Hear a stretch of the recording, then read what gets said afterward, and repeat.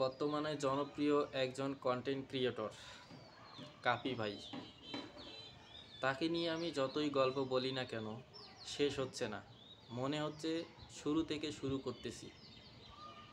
যাই হোক, কাপি ভাইয়ের বাড়ি পোড়ানোর জন্য আমি গভীরভাবে শোকাহত।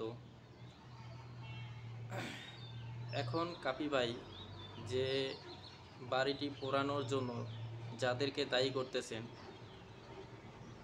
তা হচ্ছে ফ্যাসিস্ট হাসিনার কুকর্মের কোনো কার্যকলাপ হতে পারে, অথবা কাপি ভাই যে বই মেলায় কয়েকটি বই বের করছে অনেকেরই অপছন্দ হয়েছে, হয়তো এর জেরেও হতে পারে। সেটা যে করছে তারাই ভালো জানে। এখন কাপি ভাই এর বিচার চাইছে 7 দিনের মধ্যে। 7 দিনের মধ্যে কিভাবে সম্ভব ভাই? আমার তো মনে হচ্ছে কাপি ভাই নিজেকে ওপার বাংলার ফাটাকেষ্ট ছবির সঙ্গে তুলনা করছে, যে 7 দিনের মধ্যে মিঠুন চক্রবর্তী তার সরকারের যাবতীয় দুর্নীতি দূর করে দিবে। এখন কাপি ভাই সেরকমই নিজেকে মনে করতেছে 7 দিনেই সব কিছু সম্ভব। না কাপি ভাই, সম্ভব না।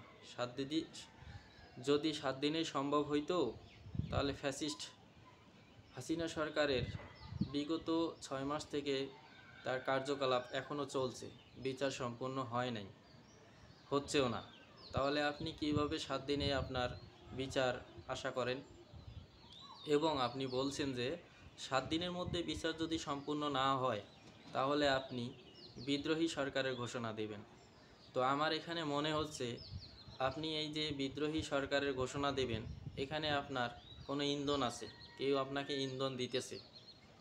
আমার দৃঢ় বিশ্বাস আর কি, আপনাকে কেউ ইন্ধন দিচ্ছে, যার জন্য আপনি বলতেছেন 7 দিনের মধ্যে বিচার করতে হবে, নয়তো আমি বিদ্রোহী সরকারের ঘোষণা দেব।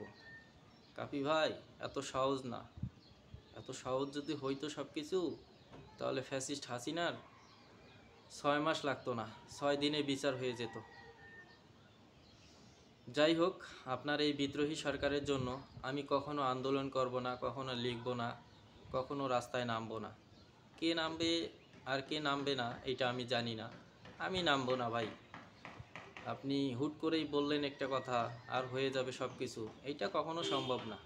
তবে আমার মনে হচ্ছে আপনার এই বিদ্রোহী সরকারের ঘোষণার পিছনে কোনো ইন্ধন আছে।